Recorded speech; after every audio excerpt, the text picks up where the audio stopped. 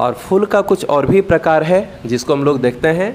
आगे है actinomorphic flower, zygomorphic flower और इरेगुलर फ्लावर।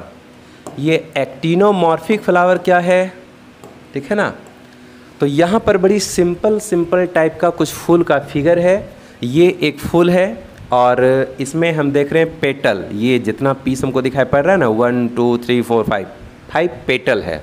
कोरोला का यूनिट पार्ट होता है ना पेटल, वही पेटल है। और ये बीच का भाग हो गया इसका सेंटर, ये बीच का भाग हो गया इसका सेंटर।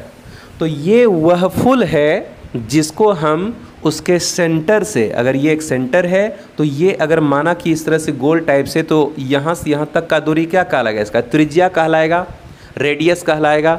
तो हम इस फूल को उसके सेंटर से इस त्रिज्या की दिशा में काट दें, ऐसे पूरी इस तरह से एक बार में से काट देंगे तो ये दो बराबर भाग में बढ़ जाएगा।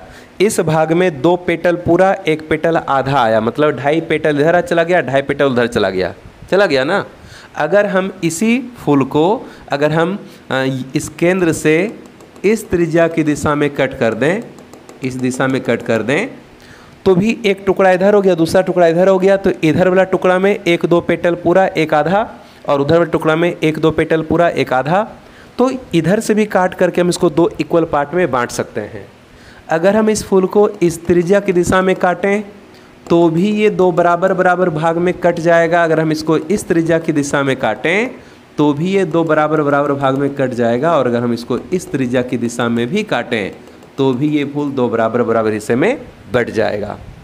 तो वैसा फूल जिसे उसके केंद्र से किसी भी त्रिज्या की दिशा में काटकर 2 बराबर भागों में बांटा जा सकता है, तो हम ऐसे फूल को ही कहते हैं एक्टिनोमॉर्फिक फ्लावर। और एक्टिनोमॉर्फिक फ्लावर का जो एग्जाम्पल है वो है MCD।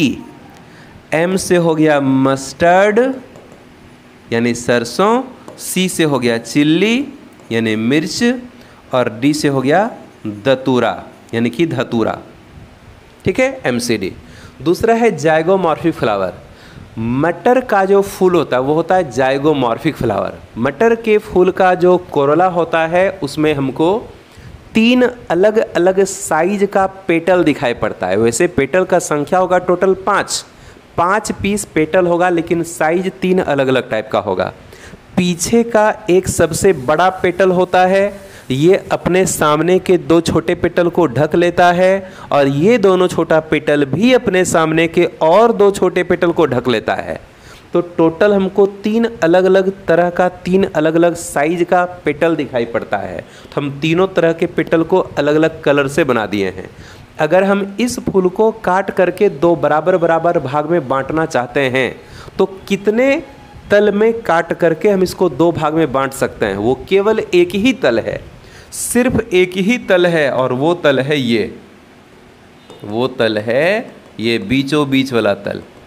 तो यही एक तल है जिधर से फूल को काट करके 2 बिल्कुल बराबर भाग में इसको बांट सकते हैं। अगर इधर से हम इसको काटते हैं तो पीछे का बड़ा वाला पेटल तो हाफ चला गया, और मीडियम साइज का जो पेटल है ये दोनों टुकड़े में 1 पीस गया, और सबसे छोटा वाला जो पेटल है ये भी दोनों टुकड़े में 1 पीस गया।